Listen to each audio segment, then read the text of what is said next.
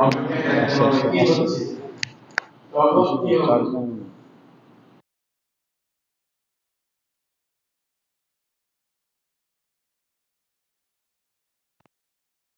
হাউজে কাউসারের পানি পান করতে পারবেন, জানেন সবাই তো বল। হাউজে কাউসারের পানি এরকম একবার পান করলে পুরা কিয়ামতের সময়ের মধ্যে আর পান করতে হবে না, মানে 50,000 বছরের জন্য যথেষ্ট। তাহলে এটা কত বড় নিয়ামত। এটাই তো আমরা এই আতাইনাল কাউসার বলছি, আমি আপনাকে কাউসার দান করছি। রাসূলুল্লাহ সাল্লাল্লাহু আলাইহি ওয়াসাল্লাম বলবেন, উম্মত তোমরা আমাকে কঠিন মুহূর্তে কিয়ামতের দিন কঠিন সময়ে আমাকে পেয়ে যাবে, কঠিন স্থানে আমাকে পাইবে। ওই 3 স্থানের মধ্যে একটা স্থানের কথা বলছে হাউজে কাউসারে আমাকে পাইবে। কারণ কিয়ামতের দিন পানি পান করার জন্য মানুষ হাহাকার হয়ে যায়। যেমনি হোক একটু পানি যদি পাই, আবার পানিটা এরকম একবার পান করলে আর পান করতে হবে না। তাহলে সবাই চাইবে রাসূলুল্লাহ সাল্লাল্লাহু আলাইহি ওয়াসাল্লামের কাছে একটু পান করার জন্য। আল্লাহ রাসূল পান করাইবেন, ওই পেয়ালা থাকবে, রাসূলুল্লাহ সাল্লাল্লাহু আলাইহি ওয়াসাল্লাম করে দিবেন। একটা গ্রুপ আসবে, আসিয়া ওরা পান করতে চাইবে, রাসূলুল্লাহ সাল্লাল্লাহু আলাইহি ওয়াসাল্লামের জন্য হাউজে কাউসার থেকে পানি নিয়ে দিবেন, হাত বাড়াবেন।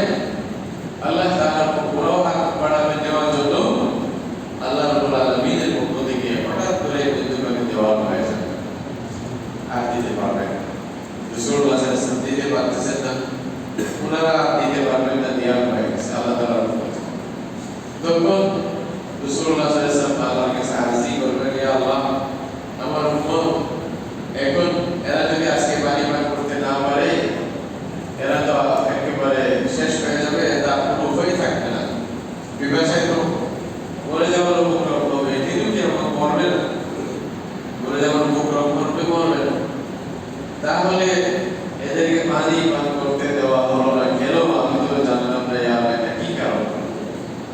তখন আল্লাহ তাআলার পক্ষ থেকে রাসূল করিম সাল্লাল্লাহু আলাইহি ওয়াসাল্লামকে বলবেন, বলা হবে যে ইন্নাকা লা তাদরি মা বাইয়াহু বা'দাক। বলছে আমার হাবিব, আমার নবী, আপনি জানেন না, আপনি দুনিয়া থেকে আসার পরেই এরা আপনার দিনকে কিভাবে চেঞ্জ করে দিয়েছে, কিভাবে বদলাই হচ্ছে, আপনি বুঝতে পারবেন না।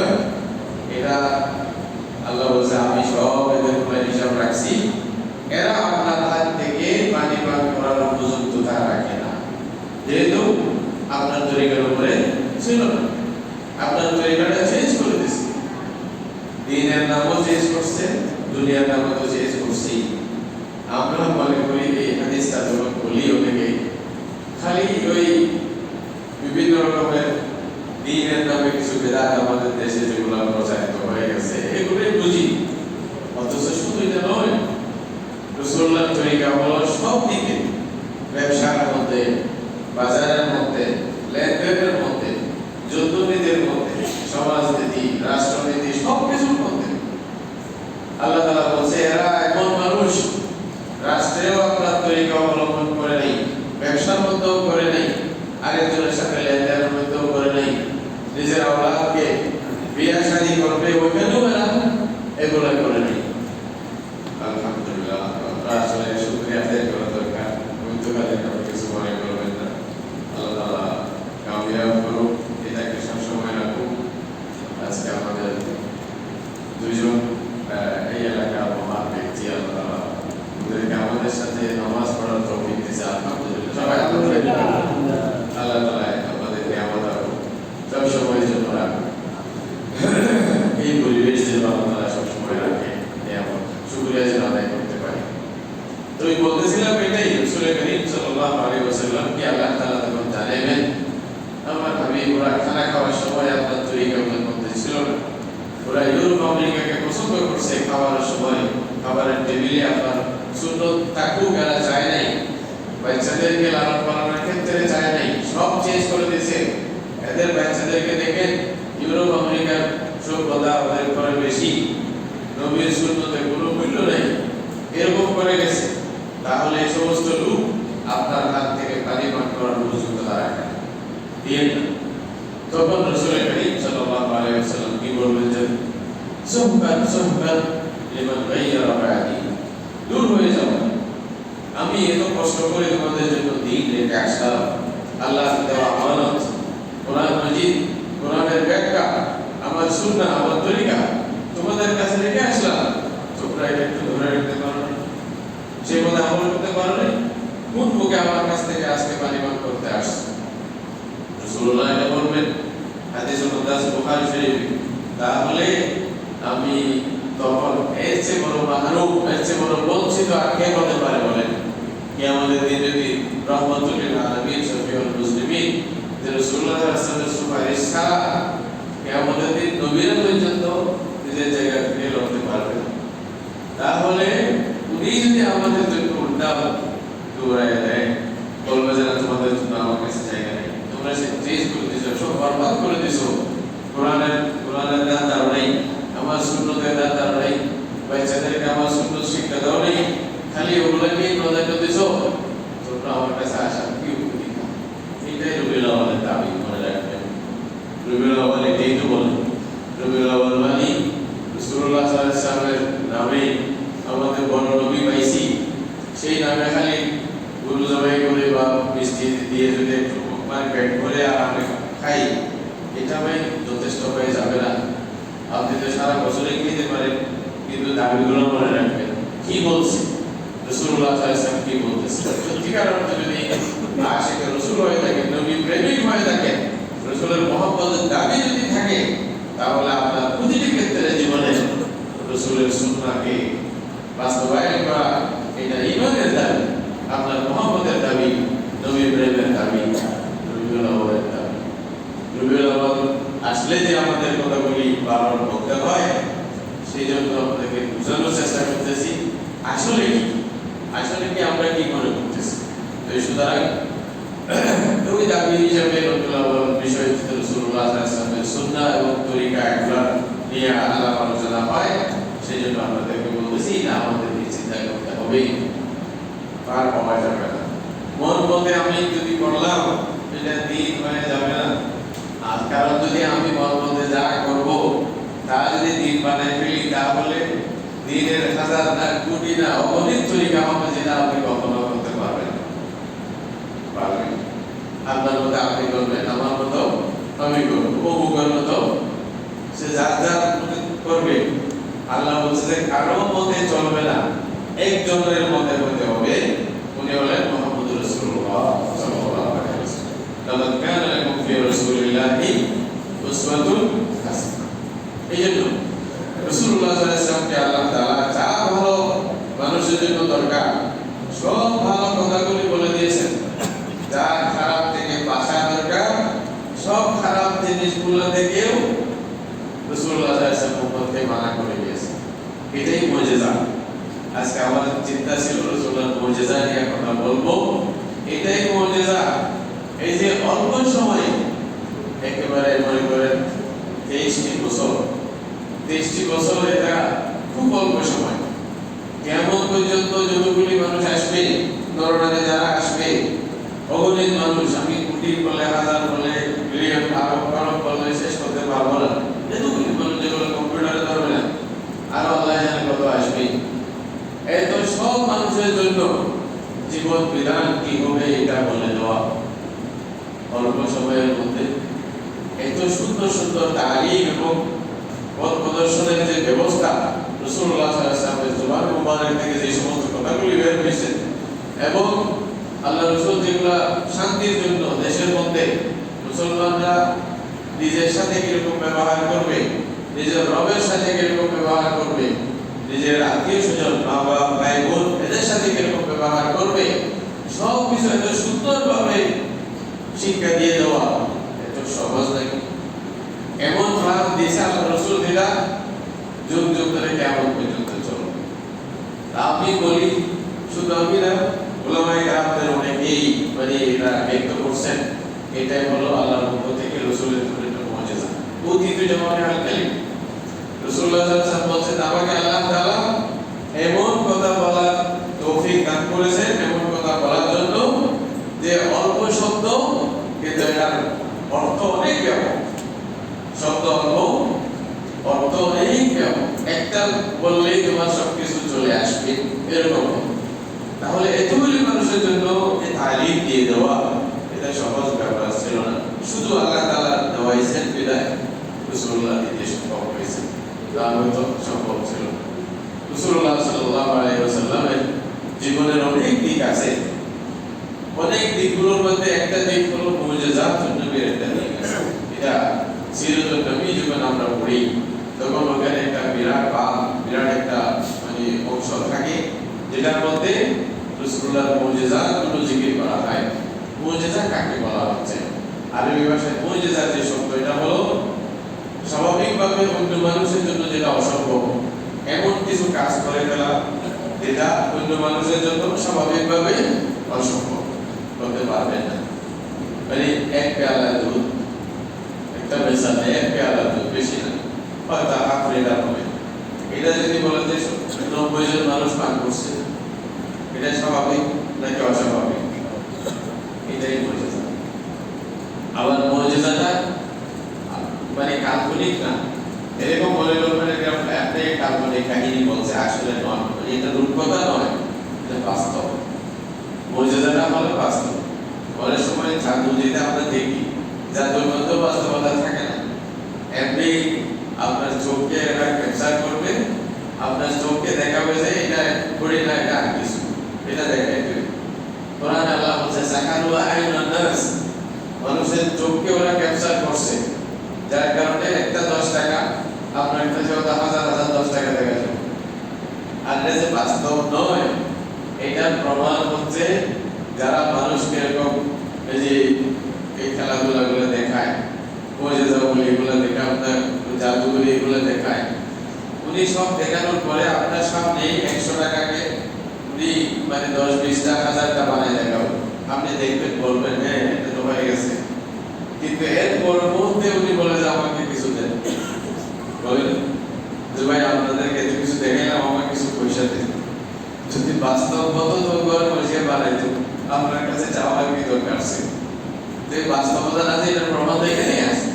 কিন্তু মুজিজাতুন নবী যেটা কোরআনে আল্লাহ তাআলা জিকির করছেন, এটা একেবারে বাস্তব, যেরকম বলছে সেরকম। রাসূল করিম সাল্লাল্লাহু আলাইহি ওয়াসাল্লামকে আল্লাহ তাআলা কতগুলো মুজিজা দিয়েছেন। আল্লাহ রাসূল বলতেছেন সমস্ত মামিন নবী ইল্লা উতিয়া মিসলা মা উতিয়া মিনাল আয়াতি মা আতানা বিল বাশার। বলছে আমি যেমন আমার আগে যারা নবী এসেছিলেন সব নবীকে আল্লাহ তাআলা কিছু আয়াত, কিছু মুজিজা আল্লাহ দান করেছেন। ওই মুজিজা থেকে অনেক লোকেরা ঈমান আনছে, নবীর সত্যতা প্রমাণ হয়েছে। নবীকে আল্লাহ তাআলা মুজিজা কেন দেন? একজন মানুষ আমাদের সাথে ছিল, হঠাৎ করে বলে আমি নবী, আমার কাছে ওহী আসছে, এরকম যদি বলে কেউ কি বিশ্বাস করবে?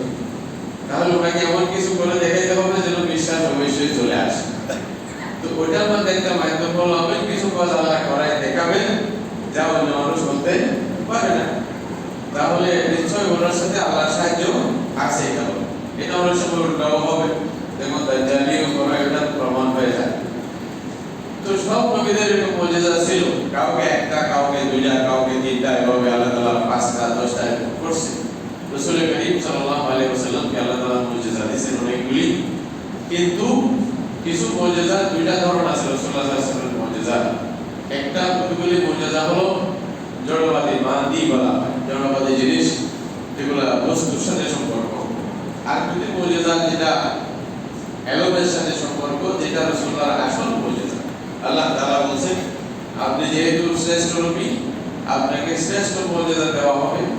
আপনার নবুয়ত যেহেতু কিয়ামত পর্যন্ত চলবে, আপনার মুজিজাও কিয়ামত পর্যন্ত চলবে, সেরকম জিনিস দেওয়া হবে।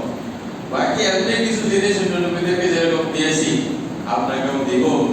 যার ভাগ্য আছে এটা দেখে আনবে ঈমান, আর ভাগ্য থাকবে না তারা ঈমান আনবে না, মুজিজা দেখেও ঈমান আনবে না। আল্লাহ তাআলা বলেন আপনি যদি ওদেরকে সব মুজিজা দেখান তারপরেও ঈমান আনবে না। আবু জাহালের ঘটনা আছে, আবু জাহাল তার নৌ শয়তান, এমনি রাসূলুল্লাহ সাল্লাল্লাহু আলাইহি ওয়াসাল্লামকে তুচ্ছ-তাচ্ছিল্য করত। সে ইয়ার মধ্যে হাতের মধ্যে কতগুলি ইয়া নিয়ে এনেছে, যে পাথর, হাতের মধ্যে পাথর নিয়ে বলছে যে ভাই ফুট, ও যদি আমার হাতের ভিতরে যা আছে তুমি যদি বলতে পারো এটা কি, তাহলে আমি তোমাকে নবী হিসেবে মানব।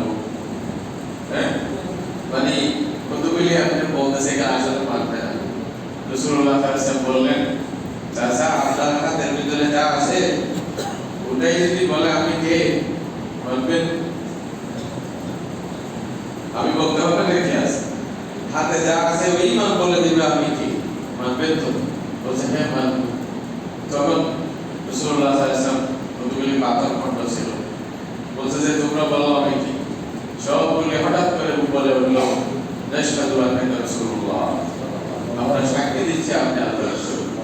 এইভাবে বলে তো আবু জাহলের অবস্থা কাহিল। আরে উনি বলছেন না নিশ্চয় জানি করছো না এরকম একটা ওই হেদায়েত কপালে না থাকলে এটাই হয়। আরেক সময় বলছে আচ্ছা এই যে গাছ দেখা যাচ্ছে, স্বাভাবিক আপনি মনে করছে যে পারবে না, এটা অস্বাভাবিক জিনিস, কেমনে পারবে?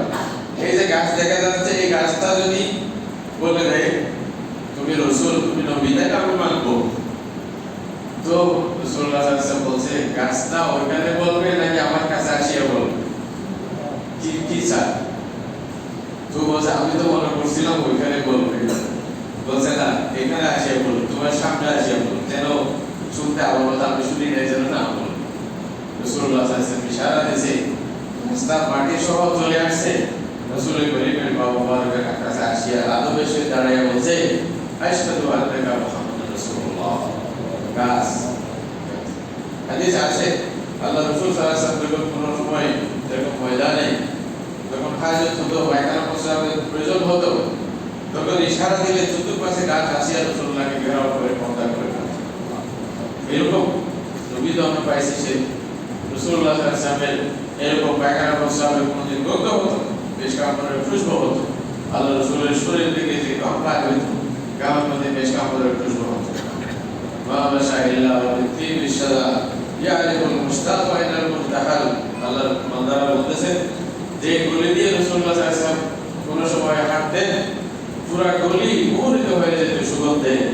এই যে এখান থেকে রাসূল গেছে এটা বুঝে আসতো কেমন মুজিজা ছিল রাসূলুল্লাহ সাল্লাল্লাহু আলাইহি ওয়াসাল্লামের।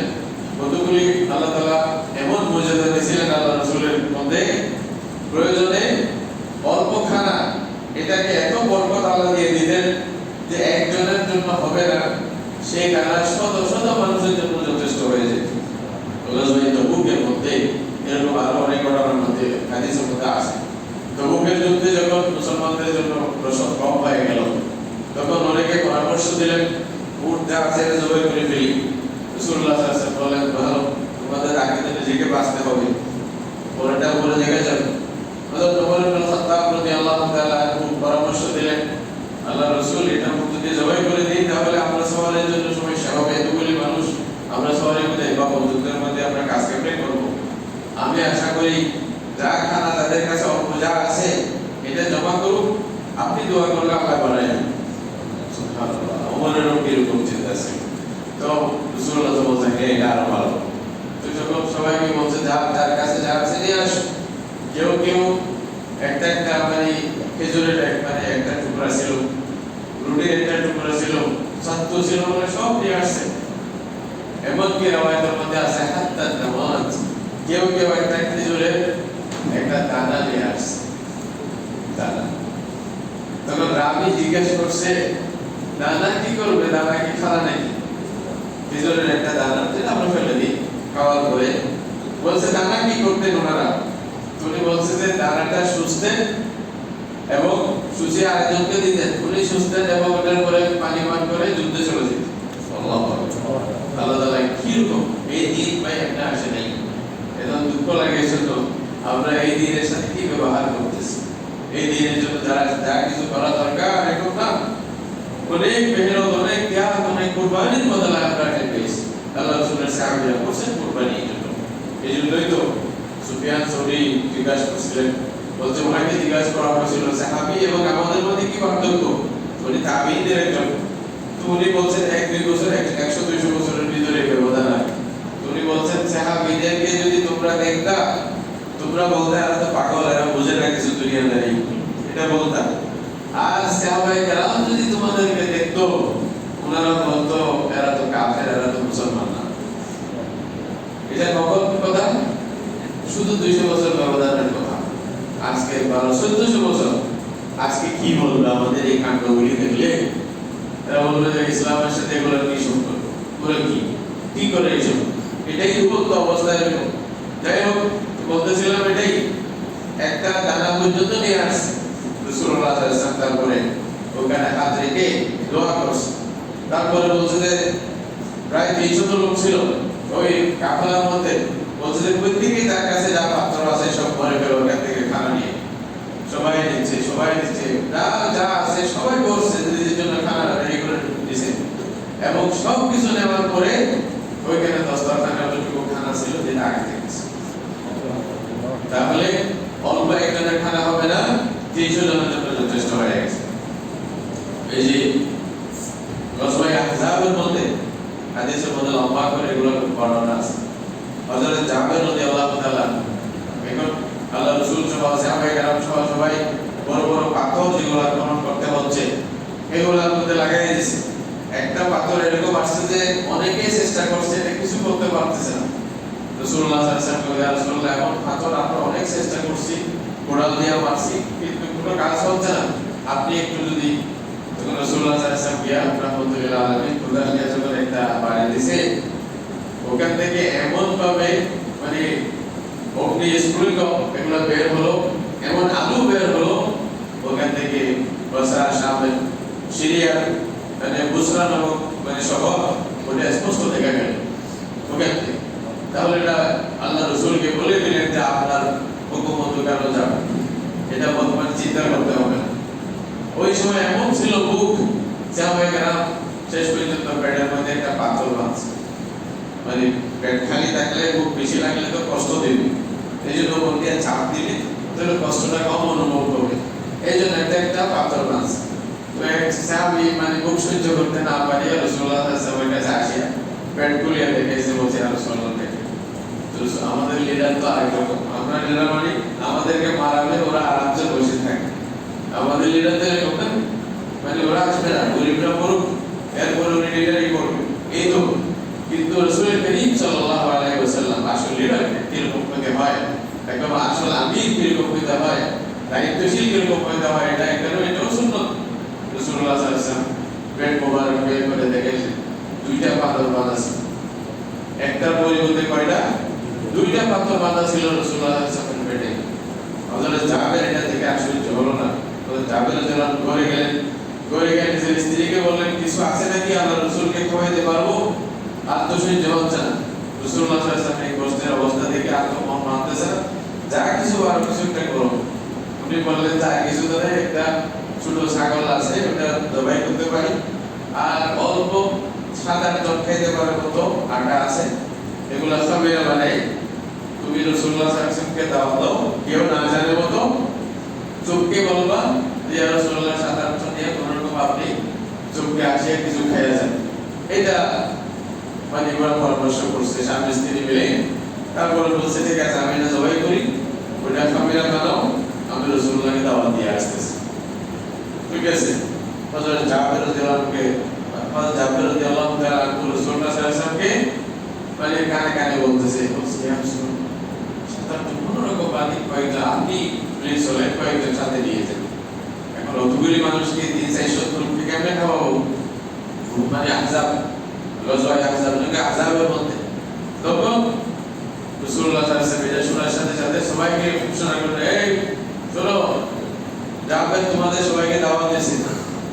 এই যে তো আমাদের জাবেরের মাথা পাগল আরে, এখন আমি একটা রাসূলুল্লাহ সাল্লাল্লাহু আলাইহি ওয়াসাল্লামকে বললাম বলবো খারাপ, এখন আল্লাহ রাসূল সবাইকে দাওয়াত দিয়ে দিয়েছে, কি করি এখন দিব কেমনে, ওদের জাবেরের দিমাগে চলতেছে না কি বলবে।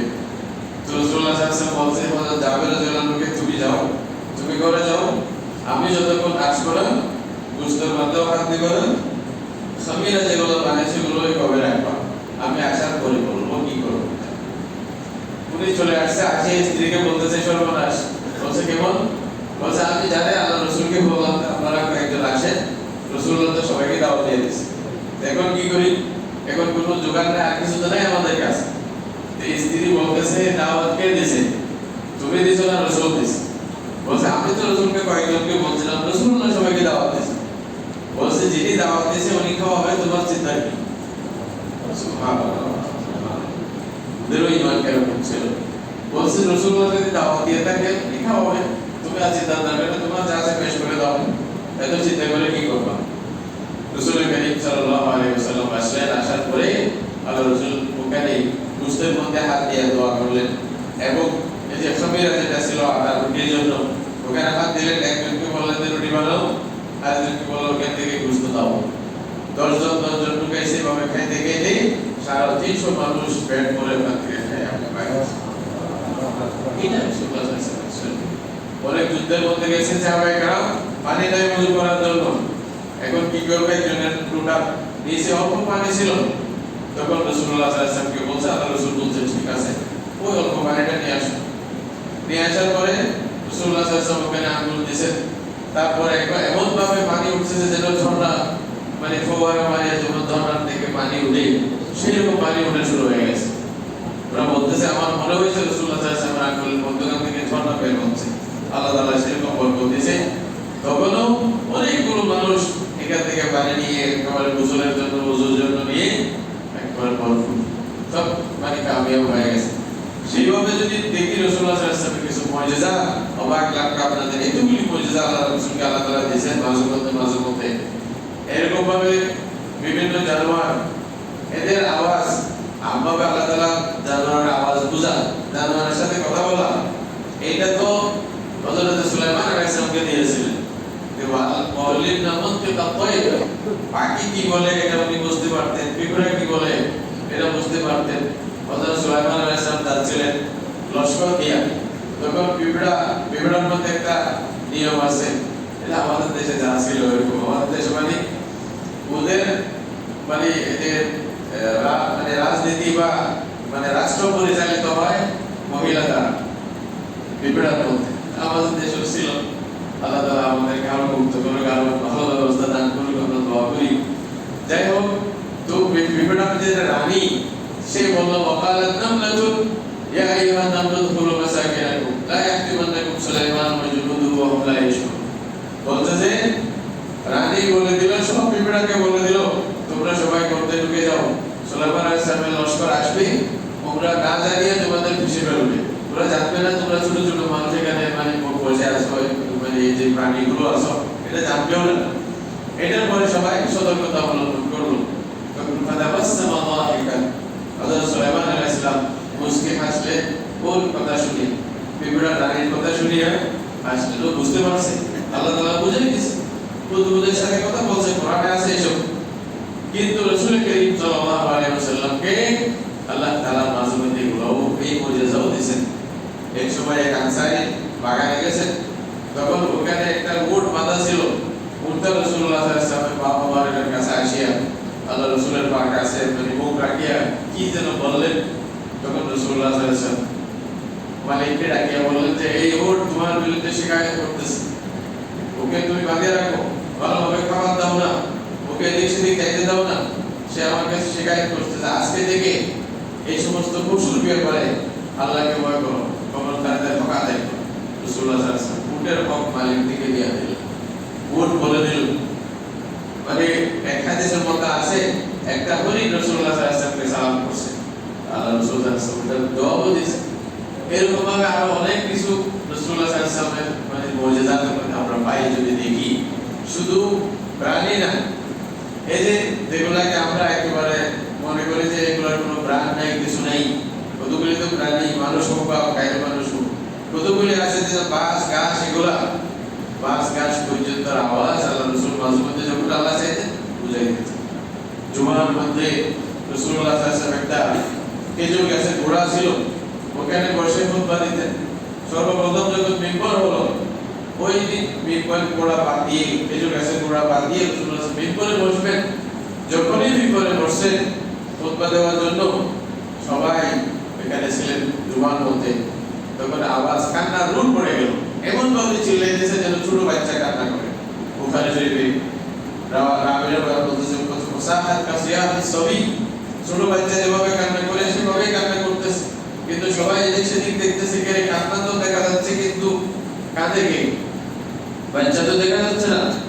তখন কিছুক্ষণ পরে রাসূলুল্লাহ সাল্লাল্লাহু আলাইহি ওয়াসাল্লাম মিম্বর থেকে নেমে গিয়ে ওই গাছের খেজুর গাছের যে গোড়া ছিল ওর গায়ে হাত বোলায় দেন। আল্লাহু আকবার।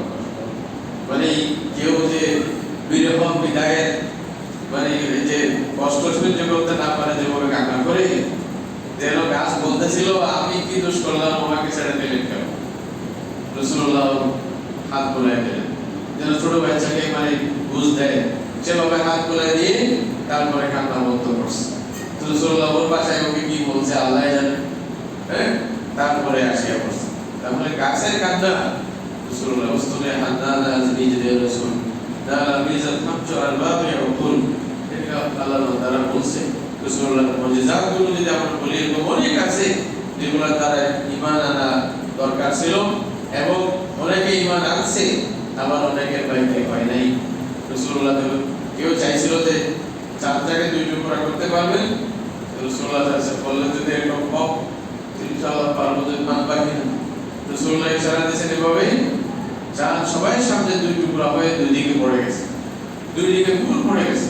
তারপর আল্লাহর হুকুমে আবার এটা লেগে গেছে। নীল আলোচনা যখন পেয়েছিল চাঁদের দেশে, উনি ওই মানে মধ্যখানে চাঁদের মধ্যে ফাটাটা এখনো পর্যন্ত আছে, জোড়াটা দেখা যায়, সে ওখানে মুসলমান হয়ে গেছে। এই রবায়াত যতটুকু আমাদের কাছে আসছে ছিল।